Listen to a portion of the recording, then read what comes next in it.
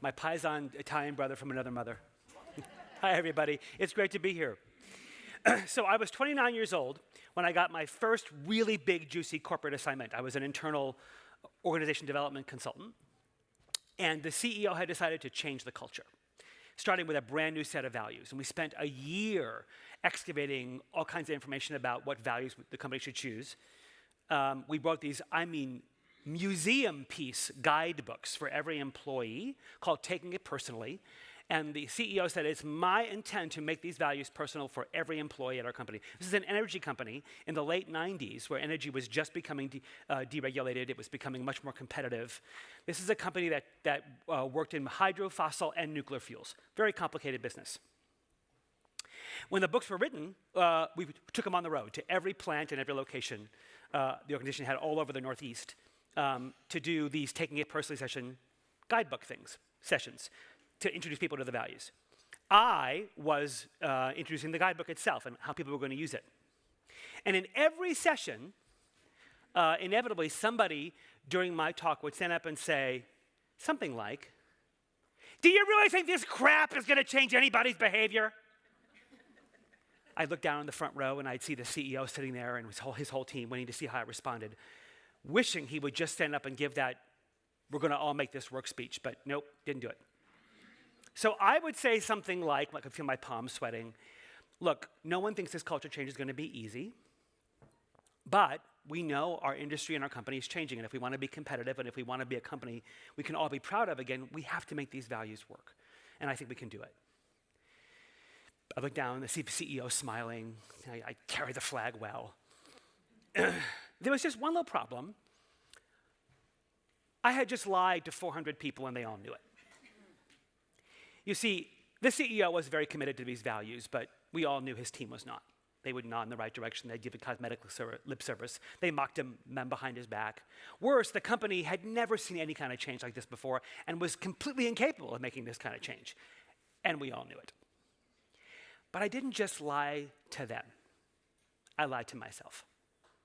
I told myself that now that I had this assignment under my belt, my career was going to take off. I was going to have these incredible opportunities. I had been visible. I could publish. And I believed those lies. And I knew that if I had lied to myself, then I'd keep doing it. And that the only thing I could do was to leave the organization and go somewhere else. So that's what I did. Little did I know, I would be a statistic in my own research 40 years later. Turns out that environments like that, when they cause us to lie to others and lie to ourselves, they proliferate that like a bad rash. And that's what happened to me. And I didn't even see it. So before we get going, those of you who have any kind of relationship to industrial psychology know that we're geeks and we get really picky about our vocabulary. And so I wanted to get some terms clear here because the word culture gets used like the word communication and leadership, right? Means everything, means nothing. So I just want to get clear when I use this word, what I mean, and what I hope we could all at some point mean. So what is culture? And why do we have all these messy debates about it? It is how we get things done. It's the commonly held shared beliefs and views that make us glue together. When somebody starts on their first day of work and someone takes them out to the parking lot and says, okay, here's how things go here, that's culture. They influence and shape people's behavior, and they're embedded into the fibers, the pores of the organization. They're not the values on the wall. We think employee engagement or employee satisfaction is culture. It's not. The research is very clear. There is almost little correlation between employee engagement and culture. You can have a really, really toxic culture and high levels of employee engagement. You can have an incredibly healthy, vibrant culture and low levels of employee engagement. They're not related. The values aren't our culture. Often we wish they were, but they often have this cosmetic role they play on the world, for external consumption only, not really how we do things. They're not self-sustaining. Culture is not sort of in perpetuity. We don't communicate culture. Just by common beliefs. The CEO will say, send a memo out, or I'll do a video, thinking that we're going to actually shape behavior. The big one that I find frustrating for the last 40 years, we've had this debate, is culture a means or an end? Is it an outcome, or is it a way we shape performance? Spoiler alert, it's both. And that's what makes it so hard. So, and yet you can walk into an organization and if you've never been there before, you can almost see the culture, right? There are bizarre rituals. There are things people do that just say, oh, it's just part of our culture. But if you were to ask them, well, why do you wear those funny hats? They'd go, what funny hats? It's so innocuous and often so subconscious we don't see the operative behaviors that we've been shaped and conditioned with. But it's powerful. It provides common identity. It sends messages about what's expected. It sends messages about what won't be tolerated. It should shape decision-making. We should see it embedded in governance, in resource allocation, and how priorities are set, and how they keep changing every day. Also an emblem of culture. So this is the framework I want you to just sort of memorize this, because this is how we see the world. Whenever I go into any organization, this is how we diagnose. And if you can learn to see your organization as a system, you can see culture alive in ways perhaps you haven't. So there's a context. We're in the energy industry. We're in the consumer foods industry. We've been around for X number of years. We have a strategy. I don't mean our mission, vision, and values. Until you tell me what you're saying no to, you have no strategy. This is why would people pick you over the person down the street that does what you do? Why are you better than them? And show me your budget that shows me where you've invested money to become better than that. Now you have a strategy. So let's assume for a minute we actually are clear on who we serve, who we don't serve, what makes us different, and why we're better. Let's assume we know that. Spoiler alert, if I went around the tables of your executive team meetings and I asked them that question, I get 10 different answers. You all know that. You take that intention and you stick it into a machine. And that machine, like a washing machine, spins up those intentions and out come results. I tell my clients all the time, your organization is perfectly designed to get the results you're getting. Hemorrhaging customers, that's what you're designed for. Disappearing margins, that's what you're designed for. If you don't like those results, redesign the organization. But what most people do is they reach for one of these levers. So see this vertical axis here as the software of the organization and see the hardware as the horizontal axis, right? So we have work, the things people do. We have structure, governance, processes, technologies, rewards. And we have software, we have a culture, we have norms, we have beliefs, we have values. And we have people, we have skills, we have capabilities. Most important thing on this chart are the arrows. How many of you have seen a training program where a lot of people got trained and nothing changed?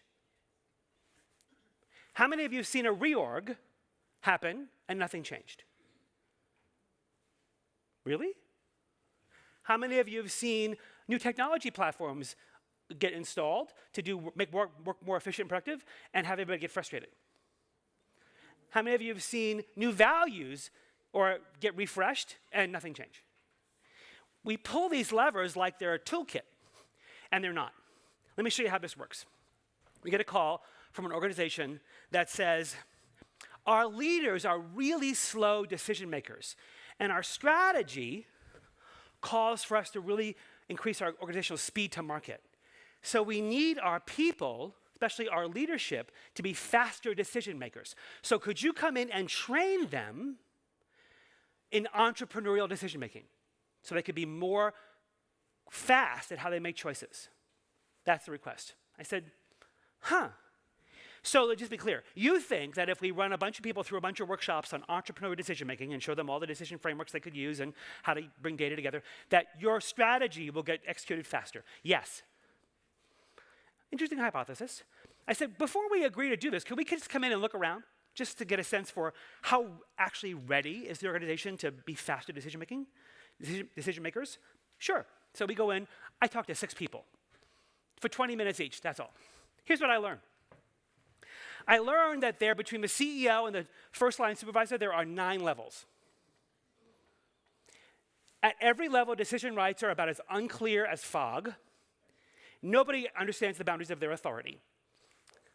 I learned that the information needed to make decisions is only accessible to certain levels of people. And people at that level don't even think it's their job to make decisions. The culture has been deeply conditioned to send information up and wait for a decision to come down. The culture rewards highly individual behavior. The reward systems, the values are all about individual performance. There's no reward system that actually rewards collaboration, which decision-making by nature has to be collaborative. There's also huge levels of approval in those 9 levels. So only certain people can approve certain budgets, certain levels of spending, certain levels of scope of decisions. And the higher up you go, the more scope you get. That's the environment into which we're being asked to deposit entrepreneurial decision-making skills. So I go back thinking I'm going to enlighten this woman as to why this might not be a great idea. And I explain what we found to say, I understand why you want what you want. I don't think a training program in and of itself is going to shape the decision-making environment you want. She says to me, yeah, we know all that. But we think if we just start with the workshop and get some momentum, the rest of it will change after that.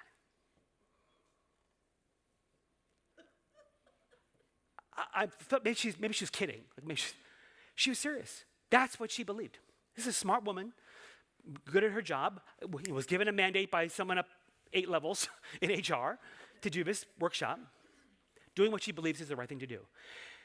I could have charged her $200,000 to run that workshop when I already knew absolutely, not only would nothing change, what do you think the supervisors and first-line managers and middle managers in that workshop are going to think?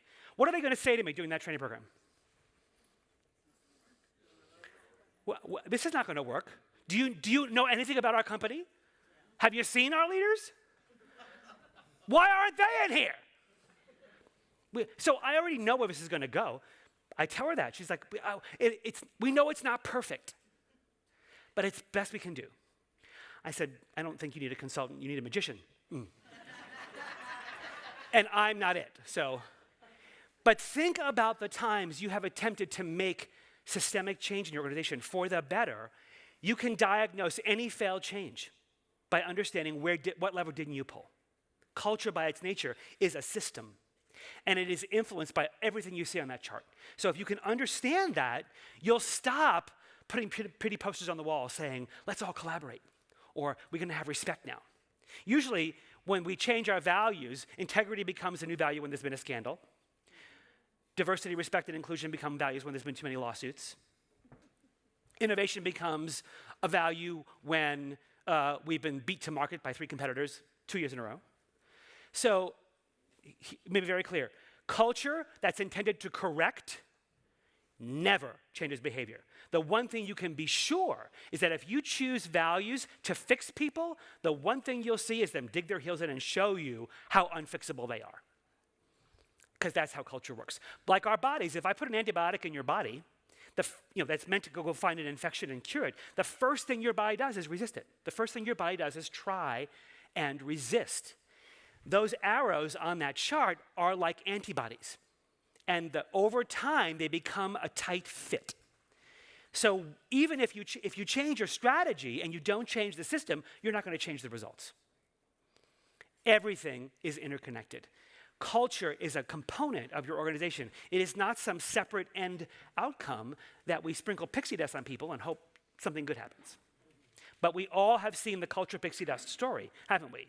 New campaign, new videos, new t-shirts, mugs, screensavers, and keychains. Lots of fanfare. Culture, people love fanfare. And I can promise you there's a direct correlation between the higher the level of fanfare, the lower the level of adoption. Because what are people doing when they see the fanfare?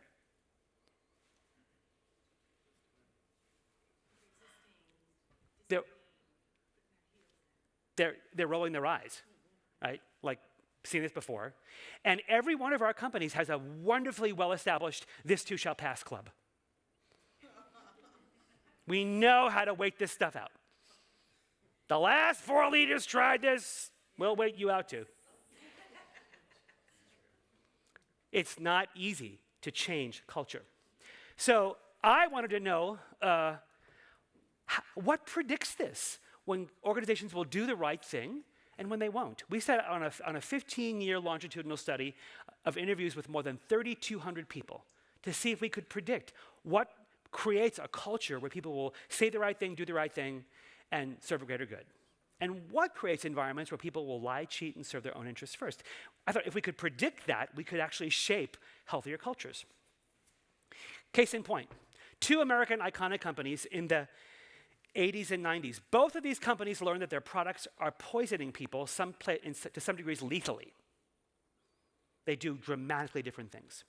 One of them completely, in Patagonia's case, in their retail shops, boxes of cotton products are being opened, and the formaldehyde in the product is causing employees to get sick. They first assume it's the ventilation system, so they think we'll just change the ventilation system or put better filters in. They don't stop there. They investigate and realize that cotton is one of the most toxic crops to grow and cultivate. The pesticide issues are horrible. Only 10% of the pesticides actually get on the crop. And formaldehyde is used to pre-shrink cotton. But then they realized, they could have just stopped there, so they stopped using formaldehyde and found another way to pre-shrink the cotton. But they actually said to themselves, you know what? We actually don't know anything about our cotton growers all over the world. We should actually go and investigate, understand what's happening here. They toured the world and found how they brought members of their board out in buses to cotton fields. They had to shut the windows because the pesticides and the chemicals from the cotton fields were coming into the windows of the bus, making their eyes red and making their skin itch. They committed from that moment, that was in the early 90s, they committed that within 18 months, they would only make their clothing from organic cotton. One obstacle was there wasn't nearly enough organic cotton on the planet to do that. So what that was going to mean was that they were going to have to go to cotton growers all over the world and convert them and convince them to change their ginners and millers and spinners to clean after everything, to treat their crops with organic pesticides. And they did it. And in 18 months, that's what happened. DuPont made a chemical called CFO8. We're all very familiar with it because it's Teflon. So if you grew up making your scrambled eggs, your pancakes on Teflon, you have PFO8 in your body. It's estimated that 99% of the planet has some degree of PFO8 in their body. In the 50s, DuPont knew this chemical could cause cancer.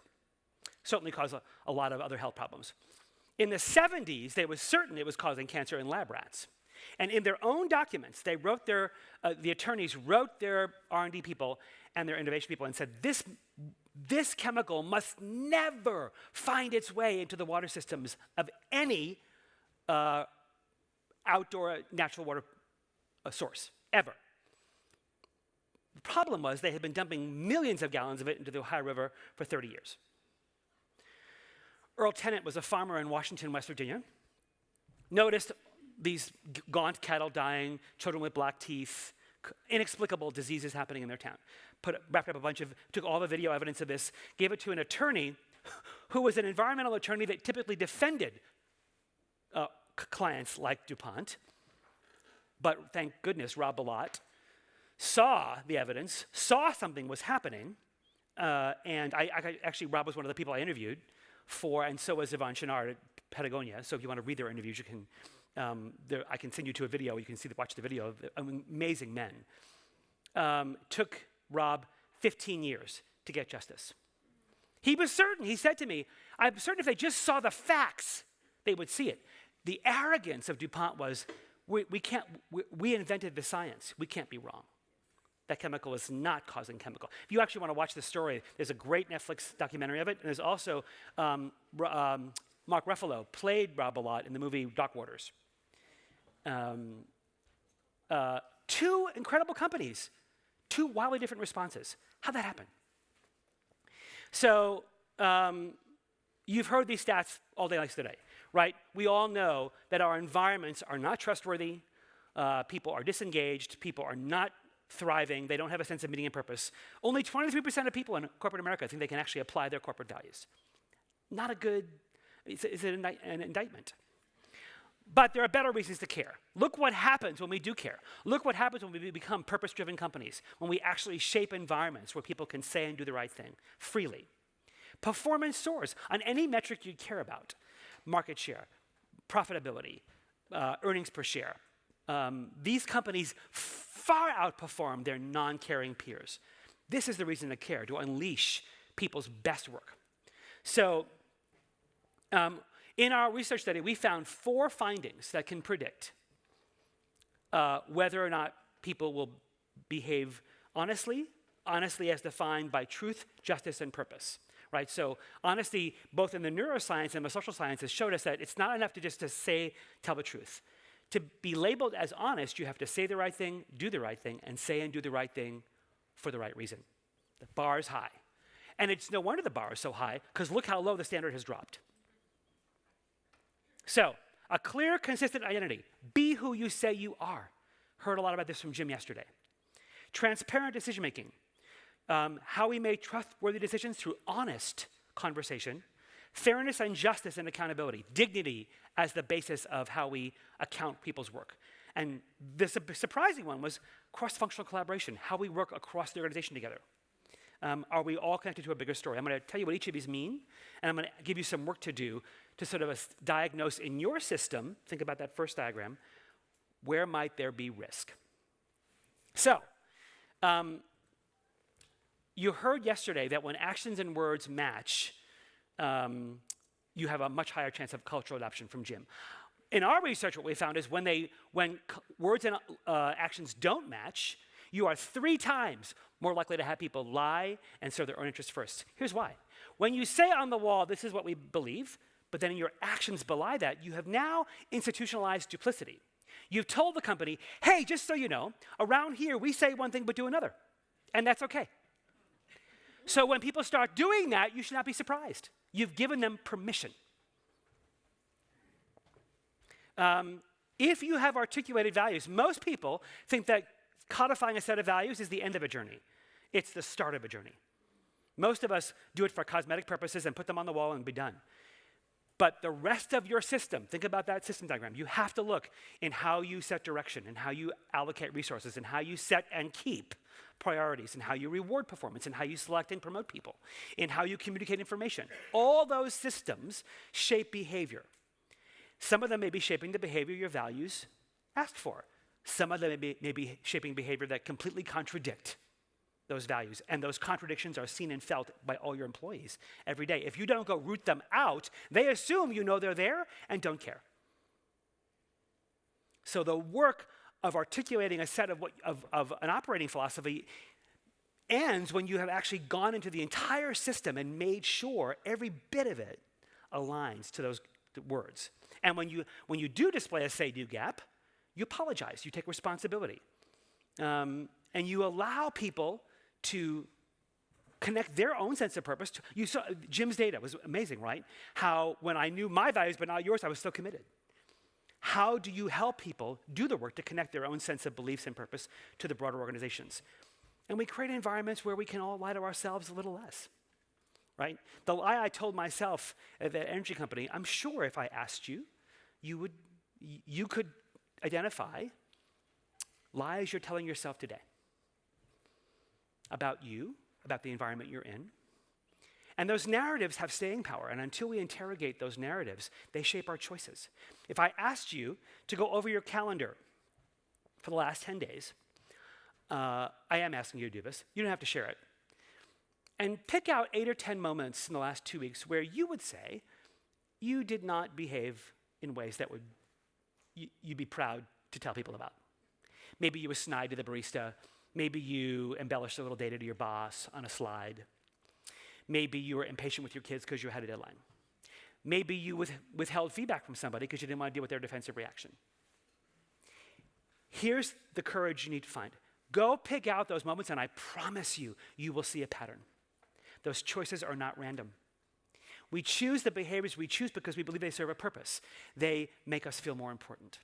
They engineer a certain reaction in other people. They protect us from certain types of responses or behaviors. And we tell ourselves that over and over, so much so the behavior becomes second nature to us. The problem is we're belying who we say we are. And at some point, those choices stop working.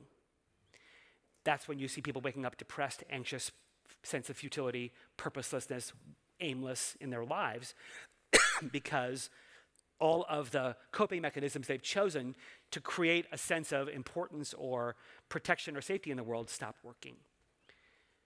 So think about the ways you're lying to yourself. And what might you do to be more honest with yourself? We cannot be true to ourselves to a true about ourselves. We cannot be more honest until we're honest about the places that bring us to our dishonesty. It's true for us as individuals, and it's true for our organizations. Measure your say-do gaps in your organizations. Talk with your team members. Take the values off the wall, put them on your table in front of your team and say, hey, how are we doing with this? If the video company in the back of the room came around and videotaped our team all day long, a day in the life of, could we use that video as a training program for our values? Or would that training program be a great video for how not to live out our values? Decision making. If I walk into a room in an organization with people sitting around a table, often referred to as a meeting, and I sense that what's happening at that table is a clear and honest exchange of ideas. The person in the front of the room with the clicker doesn't have an agenda. They're trying to solve a problem, make a decision, narrow an opportunity. And I'm confident that if I were to offer a point of view that was different from the one prevailing in the room, I'd be free to do that. That's how you know there's transparency. That's how you know decision-making is imbued with honesty. But if I walk into that room, and it's very clearly orchestrated theater, and the decision was made yesterday, but we're trying to make it look like we're all included. The person you've been in that meeting before? Yeah. The person in the front of the room clearly has an outcome that people need to be nodding toward. And the last thing you want to hear from me is a point of view that difference from that one. That's how I know the truth is hiding somewhere, and the only way for me to get it is to go dig it out underground. If that's the case, you are 3.5 times more likely to have people be liars and cheats, because you told me the truth is not in the room, and it's not safe to bring the truth in the room. Can people predict your choices? As a leader, can people deconstruct your decision-making apparatus? What intuition you bring, whose voices you include, whose voices you don't include, what data you ask for, what data you avoid. And would they deconstruct your decision-making apparatus as fair and just, or would they say it was biased and impulsive? Do your meeting structures encourage dissent and spirited voices? Do people have access to the data they need to make choices, or do they have to make stuff up? So often, our decision-making processes, our governance systems, are indulgences in fiction, right? People can make the data say what they want. It's the loudest person wins, right? The person who, we had a client once years ago, as a CEO, his team nicknamed him the Waffle. Because they were masters at the game. Have you seen the game Last One In? So people after the executive team meetings would fight to get his secretary fast to get the 15-minute slot right before the meeting. Because they knew the last one in would get their way. And so if you had met with him a week before and seemed to have alignment on a decision, you really had no idea what was going to happen when you got in the room, because 4 other people could have come and undone it. People know how to work you. They have decoded how you make choices, whether you think they have or not. And if you have not interrogated how you make choices, you should, because people have figured out how to leverage it. Now, they did that because you trained them to. You weren't inclusive, you were overly inclusive, you went for too much consensus, you made all the decisions yourself, you're too much of a cowgirl or cowboy, you get data analysis paralysis, and you defer decisions too much. Whatever it is, whatever your decision-making pathology is, they have figured out how to make it to their advantage. Think about it.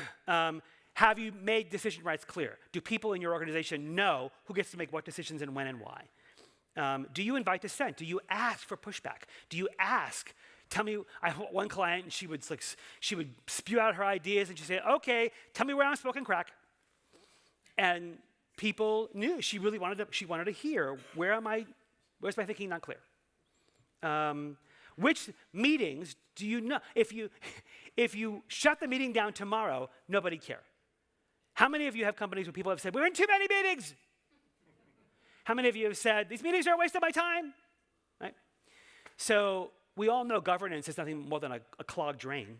Often, shut them down. If you know they're just performative, or they never meet just for show and tell. If it's just to go around them and say, let me give you an update on what I'm working on, that's a waste of everybody's time.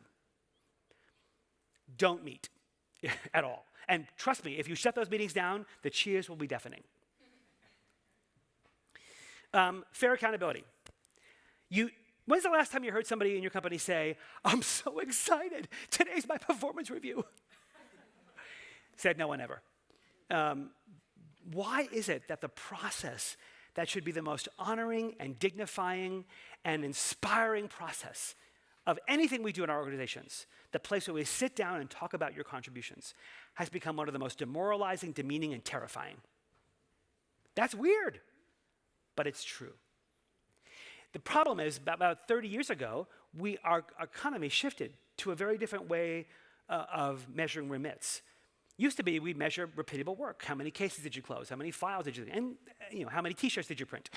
But, and to a certain degree, that's still part of our remit. But today, most of our remit in a knowledge economy is my analysis, my ideas, my perspective, my solutions. You can no longer say it's not personal. My contribution is a reflection of me. The contributor and the contribution are more fused than ever. When I talk about your work, I am talking about you. You can no longer separate them. I worked with a client once. He was an incredible, talented leader. He was on the top candidate on a succession list to succeed, a very big job in the company. And we scheduled our coaching session right after we knew his performance review was going to happen. Just to sort of debrief, make sure we're still on track. I assume we were. I had checked in with his boss a week earlier. She seemed, quite happy with him. He gets on the screen, and I can already see the veins bulging in his neck. He's red in the temples. She gave me a 3! I'm always a 4! In my last company, I was a 5. I'm always the 4, but now HR says there's a quota. And only certain people can get 4s. Who the hell got the 4 and why did I get the 3? He was irrationally irate. And I'm like, what? I mean, that Memorex windblown look. Like, what, Tim? And so he's just ranting. I said, can you just send me the document? I just want to read. I didn't understand what had happened here. So he sent me the document, and while he's ranting, I'm reading through it, and all the words are great. Like, they're accurate. They're full of praise and superlatives about his work. Clearly, he's still on track within 18 months just to have his bigger job. The places that talked about his development were accurate and clear. And I'm like, what is going on here? And then it turned out that Tim's brain was doing what it was trained to do. Our amygdalas get triggered when we get labeled. When we get put in a box. Doesn't matter what the box is, doesn't mean if it's a good box. When we get categorized, we respond as if it's a threat.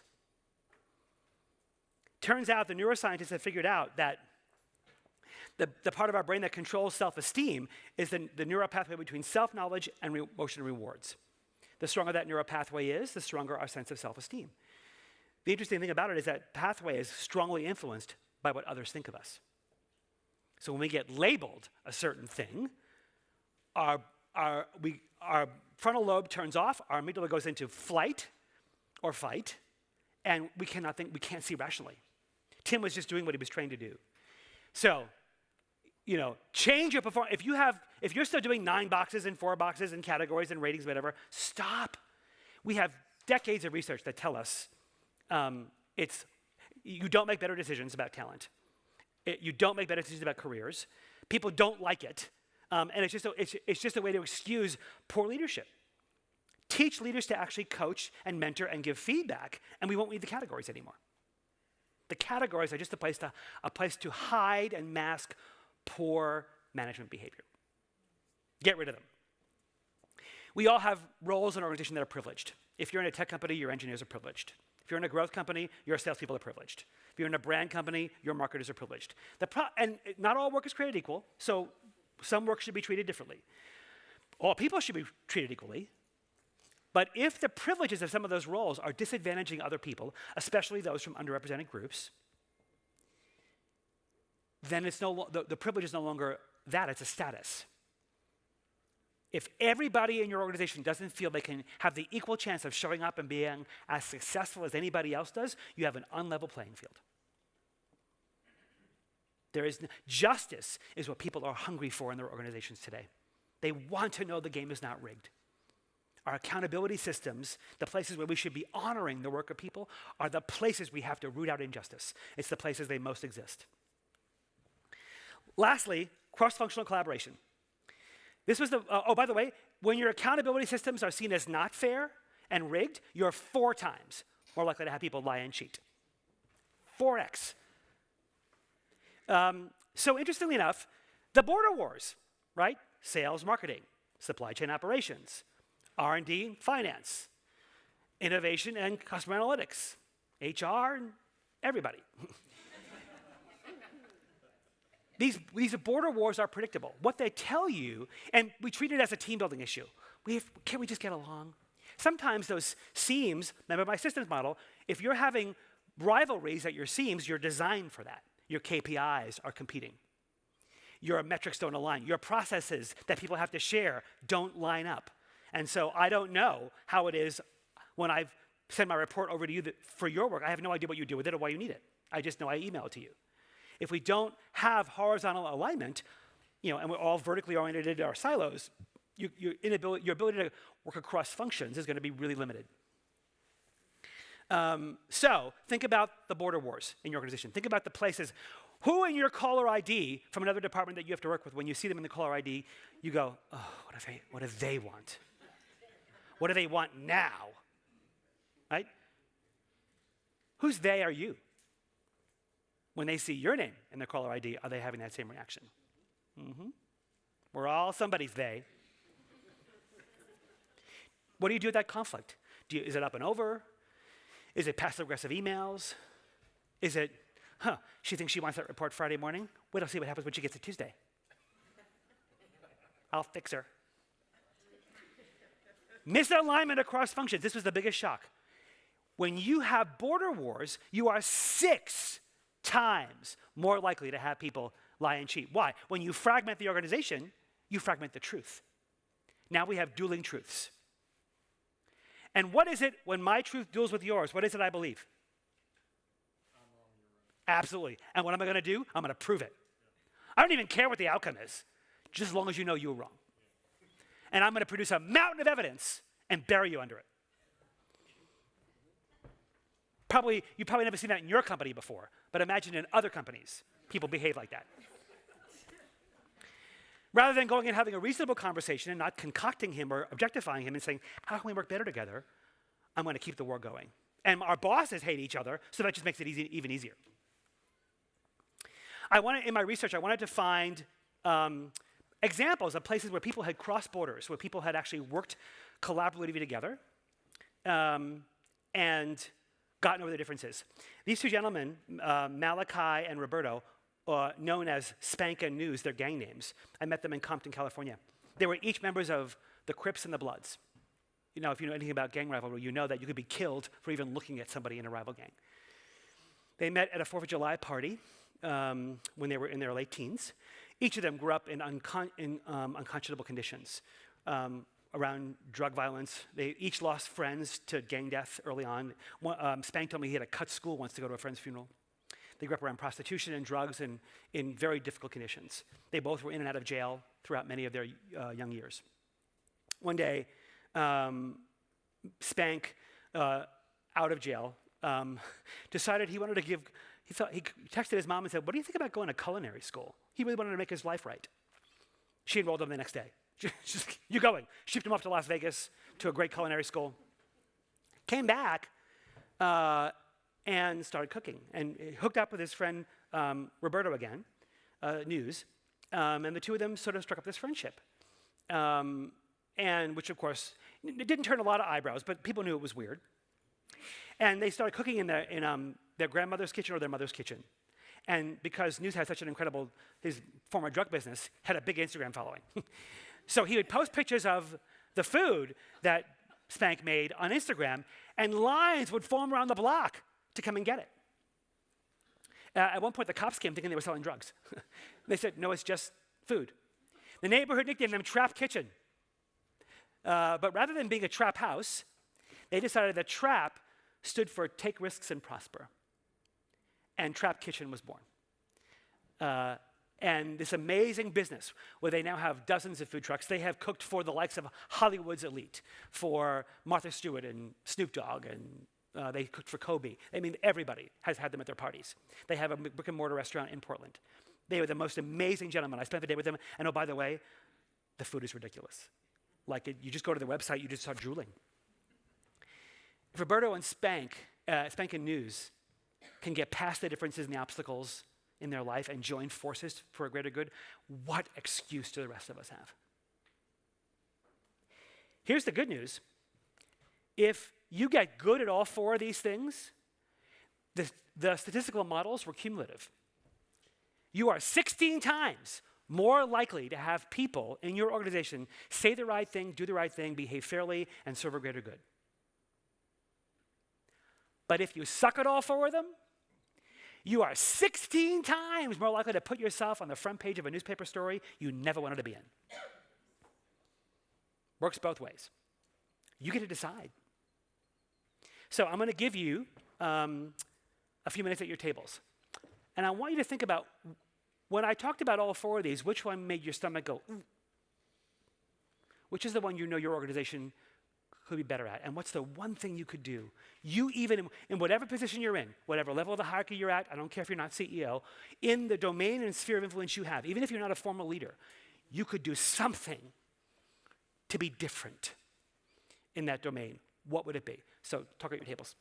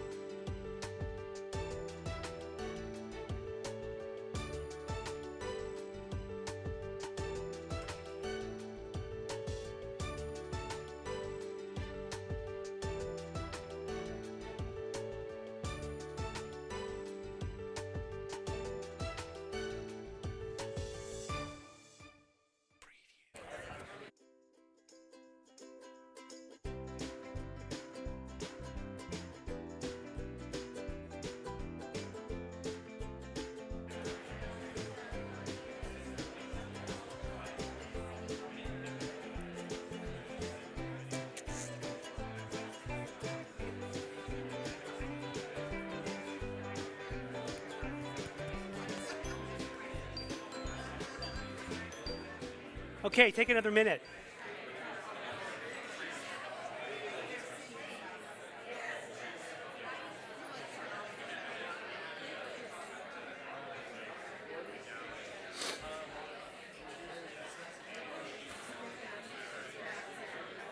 Okay, so any any big eurekas? Any aha moments for what you can change, or any? I stumped the table. I couldn't answer the question. This is the part where you talk. Okay, so I'm that HR person that everybody left.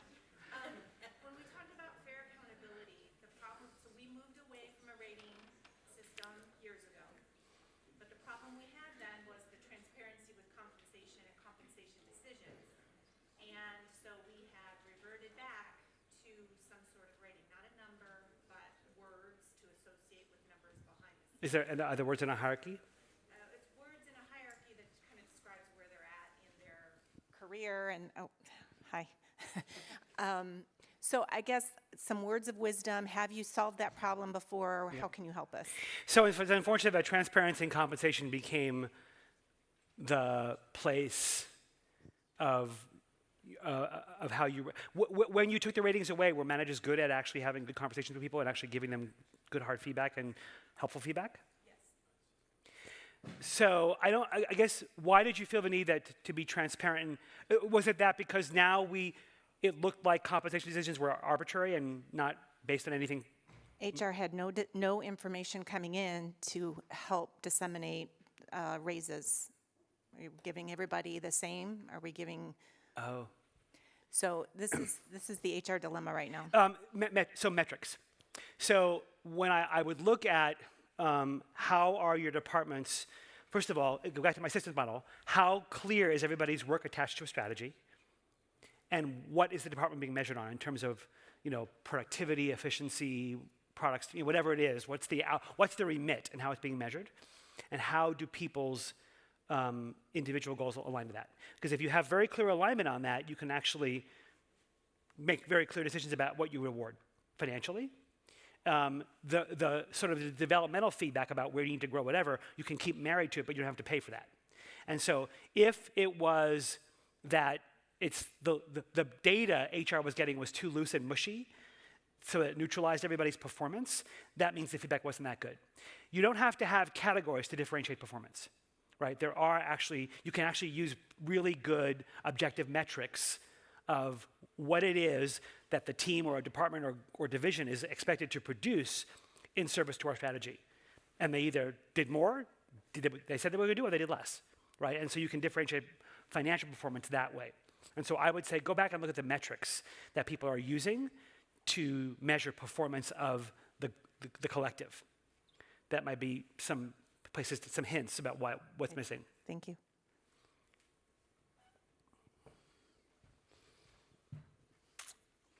Any other thoughts, observations? Yeah. Take free help. What rang true for me immediately was the cross-functional collaboration and the challenges with border wars. Thank you for coining that for me for the rest of my life. But for us, that challenge between marketing and our development teams and not having necessarily clear understanding and boundary authority. It was good. I wrote it down. Mm-hmm. But about who owns what and what the purpose is of our shared budget, and everyone has limited resources or less than they want. And so the difference between what a fundraising shop, in my case, and an awareness or overall marketing shop wants and needs are very different. And yep. So getting that defined seems like a very helpful way to spend some time. Yep, good for you. I have an article, and actually in a book that HBR published this month called How to Execute Your Strategy. It's also online. You can say how to permanently resolve cross-departmental rivalries. It's an HBR article. And it lays out what we call our SEAM startup process. Typically what you're describing is that the marketing and development, right, together create the shared value of go-to-market or the shared value of customer experience. They don't know that's the value they create together, right? So they obviously think my value is more important than your value. And they can prove it. So what we do when we bring STEAM startups together, we bring people together to say, okay, define the shared value that you create together. At your intersection, this is value that couldn't be created competitively anywhere else in our company, only at the intersection of our contributions. Do we understand that? And what inevitably happens in these STEAM startups, you hear things like, oh, that's why you do that? Or, oh, no wonder I drive you crazy. I didn't know you needed the data for that. And all these like biases come out. And then you define how we'll resolve conflict, how do we make decisions, how will we establish trust, who gets to make what decisions and when, and you design the scene. Because marketing and development are two different things. Marketing plus development is a third thing. It's not the sum total of two things, and they're not behaving that way because no one's ever told them to. So bring them together and design the third thing, and I'll bet you'll see some change. Other thoughts, questions? Yeah. Thank you. It strikes me that all four of these things are things that a company would be really vulnerable to, especially if they're in a huge period of growth. Yes. And so it doesn't surprise me that you're referencing startups and you're thinking about, when a company is in this trajectory of just go, go, go, do, you're going to lose a lot of this unless you're very intentional about it. Amen. Or you never created it in the first place. I so often walk into companies that are $2 billion companies trapped in the bodies of $300 million organizations, right? They grew, but they didn't scale. And this was all left behind. You can have all of this if you design it. But remember the diagram one, the system. If you design it, it will give you what you want. If you let it take care of itself, you're stupid. Okay, you get the idea. That was a perfect sum up of this thing. One of the things that was hard for us in the research was to see how big the cumulative values were predicting dishonesty. We didn't want to have to say that, but the reality is you can have all these things, right? You can have them go whichever way you want. You do have all these things. The question is, do you have them in forms that are serving you well, or do you have them in forms that may inadvertently be serving you poorly? And have you just told yourself they're fine? Senior executives are notoriously great, poor observers of their own reality, and wonderful at denial. Ron, did you have One more? Sure. So I think it's not an observation, but a question. So you made a comment that there is little correlation between culture and engagement. Can you expand on that? Yeah. Employee engagement, first of all, most psychometricians would look at employee engagement surveys and kind of pull their hair out. I have one very big client, like 40,000 employees. Their employee engagement survey had a question in it. Our leaders are good at giving feedback, reporting, had like 8 things in it. I'm like, how are you supposed to measure that? Or our team is collaborative, cooperative, caring, and committed. So the surveys themselves are fairly flawed. But employee engagement is, first of all, it's a time decision. So it's a snapshot in time. It's not a longitudinal look. So like, did you do your employee engagement survey 2 months after a layoff? Guess what? You got a snapshot of the layoff. Did you do it after you just gave out bonuses? You got a snapshot of that. So it's a moment in time. Second of all, it's measuring an individual's experience of their employment. Often companies will put questions in that mirror the values, but measuring an individual's experience or lack thereof of a set of values without looking at the systems, how that's behavior, you're not getting a look at culture. You're getting a look at individual experience, not collective experience. Culture is a collective experience. And so people want to think, if our employee engagement's high, 93%, our culture's great. Well, this one company has a 97% engagement score. That's pretty high. 50,000 employees, I wonder how that happened. Because when you start digging down deeper, you see very different things. But it's a very conflict-averse culture. It's a very caretaking culture. It's a very patriarchal culture, so it's not very kind to women. And they're the loveliest people in the world. The classic Midwest nice kind of thing. Beautiful people. Can't give hard feedback to save their life. So what's it telling me, right? So cultural pathologies come in all forms. Most employee engagement surveys don't find them. So it creates a sense of false positive. As you heard from Gary yesterday, everybody in your organization gets up every morning and comes to work with 2 questions on their mind. Do I matter and do I belong? And our organizations need to create cultures where people know the answer is an unqualified yes. Because what happens when they doubt that the answer is yes, we get the counterfeits. Looking like I matter and looking like I belong. And we've all seen the movie when somebody has to perform their mattering and perform their belonging. It's ugly. They're self-absorbed. They're self-aggrandizing. They perform their exhaustion. They let you know how many emails they had to send last night. They elbow their way into rooms. The picture you see here is a group of men I have spent the last 3.5 years with. It's a group called White Men for Racial Justice. And shortly after George Floyd's murder, this group came together acknowledging that people who look like me have played a disproportionate role in unleveling the playing field, and people who look like me should play a disproportionate role in releveling it.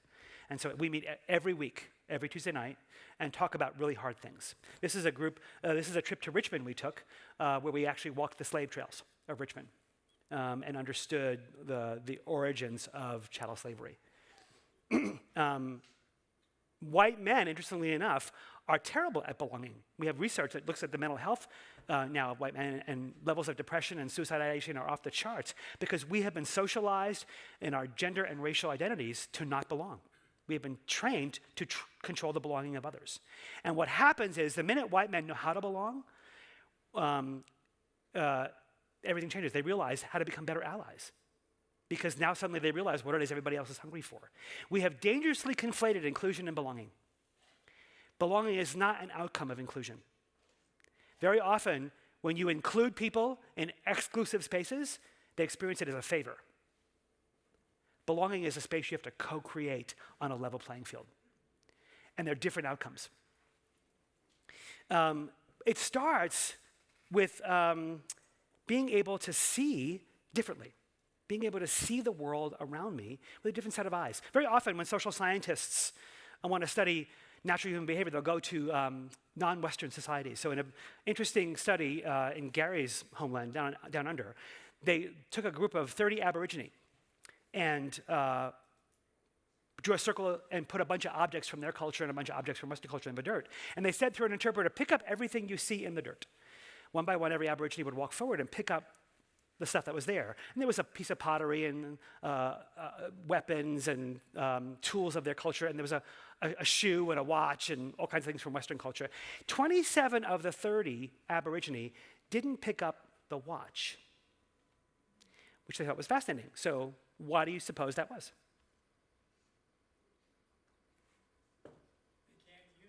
Can't use it? Because it wasn't there. Because it wasn't there, literally. Occam's razor said stops with the most bizarre hypothesis and work backwards. They literally couldn't distinguish it from an interesting piece of ground. Why? Remember, our brains just collect particles of light. So I look at something, I look at a shoe, and I may not need a shoe or use a shoe, but I go, it looks like it covers a foot. And I can find a file in my brain to make sense of it. They couldn't distinguish the watch from an interesting piece of dirt. Had no file for the watch. We do it all the time, right? How many of you have done this before? Where are my glasses? Right? This happened recently with a client of mine. We had collected a bunch of data on the organization, and we're doing our feedback session with the executive team, and I met with Harry, the CEO, the day before to go over the data. And interestingly enough, in the data, there was a lot of fear of him. And I asked him, does it surprise you? Do you know that your team is afraid of you? He said, what? Why? I said, well, they feel like they are constantly disappointing you, like they always can never reach your expectations. I said, is that true? Do they often fall short of what you want? He goes, no. They're the best team money could buy. If they weren't, I'd fire them. Okay, there's data. I said, okay, well then good. So tomorrow when we're going over the data, I would like for every time somebody does something that you actually value, I want you to tell them right there and then. He said, oh God, do I have to? It's really important. So each of the members of the executive team had drawn a different issue to lead the discussion on. And Susan, the marketing executive, had picked this issue, and she was so pissed. She was like, if looks could kill, I'd be dead. Like I just set her up for the most career-limiting conversation there could be. And I said, he's been coached. I think Susan will be fine. So we're going around the room, gets to this issue. Susan stands up, I pray. She says, you know, Harry, I have to tell you that for the last couple of years I've been thinking about leaving because I don't know where I stand with you. I don't know what I do that's valuable for you. I don't know what I do that makes a contribution here. I know what I do that you don't like because you're pretty clear on that all the time. But I don't know what it is I do, and I'm always off balance, and I got to tell you, I'm kind of over it. But come on, Harry, you can do this. He says, you know, Sue, I know you're onto something about me. Because ever since I was a little kid, I did not like giving people compliments because I never wanted to come across as phony. And I know it took a lot of courage for you to stand up there and say that, and I want you to know I appreciate it. Susan said, another thing you do. Everybody laughed. And I said, Susan, what did you just hear Harry say? She said, didn't like giving compliments as a kid, didn't want to be phony. I said, anything else? She said, no. The guy next to her hit her on the arm and said, well, you goof. He just did what you said he never does. He just paid you a compliment. She could have passed a lie detector test. She said, no, he didn't. He would never say that. There was the watch right in front of her. Couldn't see it. Where are the things in your culture you can't see? Where are the watches in your culture that are hiding from you? It takes hope and commitment to create environments where people know they matter and know they belong. Sue then never doubted she mattered to Harry after that. There are over 7 billion doors on this planet through which trust and hope and love and care can enter and heal our world. Every one of us is one of them. We have a lot of work to do, so let's get busy. Thanks.